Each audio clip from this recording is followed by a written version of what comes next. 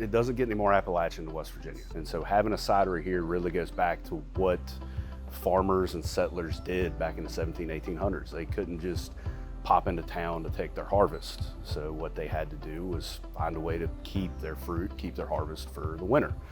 So they started making cider. So running a cidery in West Virginia feels just like stepping back in time a little bit.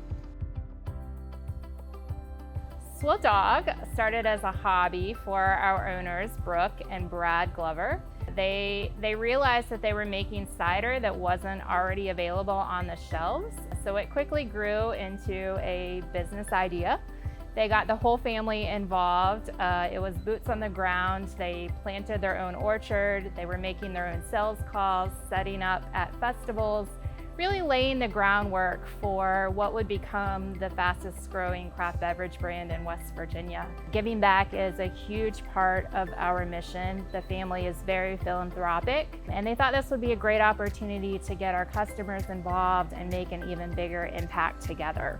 In 2019, we opened a 20,000 square foot facility here in Upper Tract, West Virginia. It houses our production and our tasting room for cider. And then in 2020, during the pandemic, we opened a distillery. We wanted to pivot, adapt, and innovate to the times, and so it just made sense as a next step for us. We always say that we like to make what we like to drink. So spirits was a natural next step. The business has quickly expanded from there. We have distribution for our cider in 4 states, and our goal is to always continue to grow outside of West Virginia and make our products more accessible to our customers. But we also want to be intentional and careful with that growth to not sacrifice quality or capacity of our production. Logistics are an absolute nightmare. We're guarded to the east by a 3,800 foot mountain, and we're guarded to the west by 3,500 feet mountain. So it's very hard to get trucks here.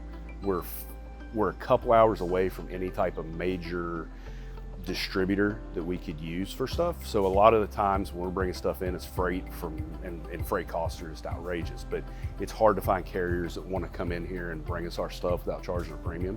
In other parts of the state, it's probably not. Martinsburg, it's not an issue to get that. Morgantown, but where we are currently, it's tough to get here. So what makes this place gorgeous, makes this place great, is also a detriment to what we're trying to do logistically. Today, our cell phones are working. They've been out for 4 days. Our internet has been down for the last 4 days as well. Everything we do is tied to the internet in some facet, just like everybody else, but our business halts and stops whenever we don't have those types of things. So West Virginia's always been a little bit behind when it comes to telecom, and it really hurts whenever we get strung out like that, because we might not even be able to open our tasting room because we can't process bills and we can't process tabs. Part of the challenge got fixed a little bit last year through the legislation, because we were paying $1 per gallon for everything we made, and then through lobbying and legislation, we were able to knock that down to 28 cents per gallon. So we're getting more competitive to neighboring states like Virginia, and Virginia has a huge craft market, huge craft industry. So we were able to get that lower. Another one is population to a degree. We're within 2.5 hours of DC, within 4 hours of Pittsburgh. So we have big population centers around us, but there's 6,000-7,000 people in this county, and then in the neighboring counties, population's low. So we have to drive population from other parts of the state and the neighboring states to come out here. So we have a lot of natural beauty. We have a lot of natural tourism built into it, between just locally Seneca Rocks, Dolly Sod, Spruce Knob, Smoke Hole Caverns, Seneca Caverns, everything we have locally that people would want to come out to. But it's just difficult to get those types of volumes of people here. I think competition's healthy. I really do. You're either going to have to get better or you're going to fail. So we would view that as either staying on top or getting better. Is there room for it? Absolutely. Like, we don't have the population of neighboring states. If you pull an electoral map, Ohio's got 20 votes, Pennsylvania's got 20 votes. Like, there's a huge population around West Virginia. So we have access to a lot of stuff. So we have a pretty good chance to pull in other states and bring those individuals from states down here. And in larger cities, if we would have more craft breweries, more craft cideries, more craft distilleries, we can get more people in the state, which would get more product in front of people.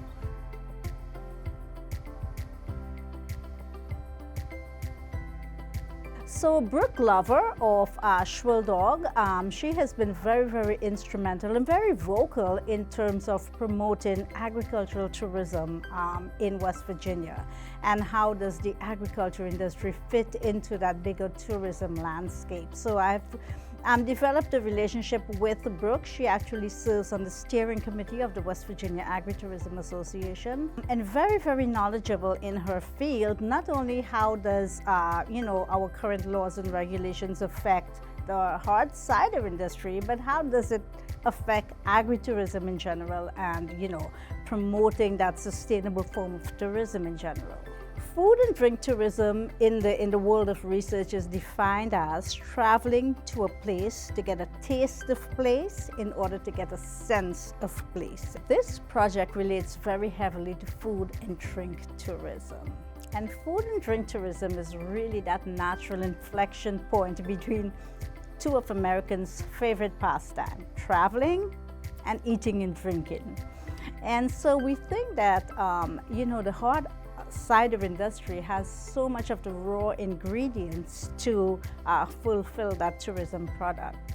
And we see that in the tourism industry, visitors and tourists are gravitating to what we refer to as experiential travel, which is attempting to travel like a local, to get into there, to understand the food and culture and heritage of the place that they visit. And to the extent that we can bottle our cultural heritage and offer that to a tourist, to give them a taste of the heritage of West Virginia in order that they can get a sense of West Virginia, that Appalachian heritage and culture that we're so proud of, is profound. Using the extension, we know that what's going on is legit. We know that there is a pretty powerful backing to it.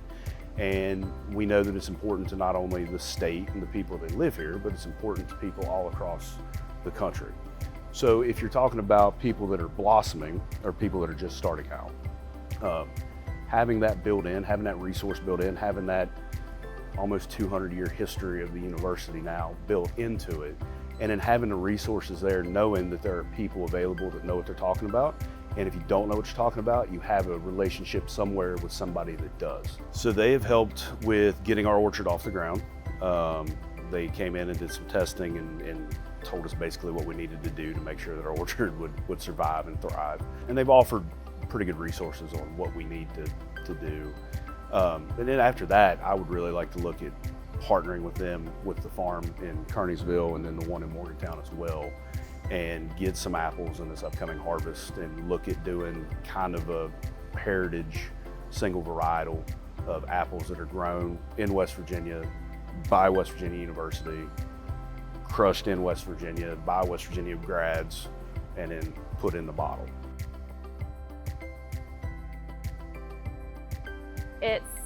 It's been a lot of fun to see everyone that's embraced our tasting room here in Upper Tract. We see a lot of people come through our area, a lot of tourists. They're here wanting to experience our outdoor scene in Pendleton County. Like most companies, I think our plans for growth are always to just get better, to be more consistent, to grow our production, our capacity, to grow our team, and then to be more efficient and more sustainable in our processes.